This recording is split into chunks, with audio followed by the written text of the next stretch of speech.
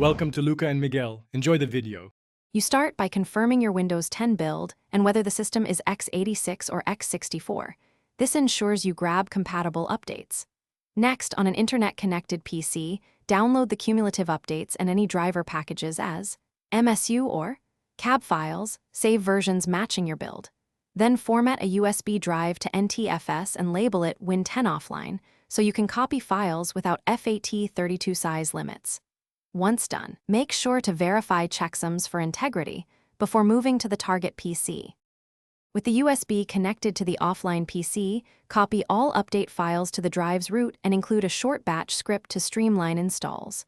Use DISM for CAB packages, DISM/online/add package/package path, and WUSA, EXE for MSU files, WUSA update, MSU/quiet/norstart.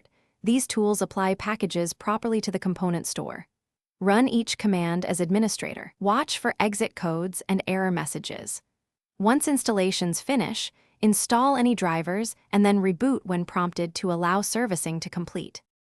After rebooting, run the built-in Windows Update troubleshooter and then a DISM health scan, DISM/online/cleanupimage/restore health, to ensure the system is consistent. This clears component store issues that block updates.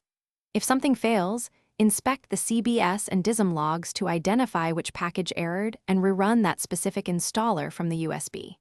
If problems persist, try uninstalling conflicting updates or drivers, then reinstall. Keep the update USB handy so you can repeat only the failed steps without redownloading. Thanks for watching and please subscribe. It's the best investment you'll ever make.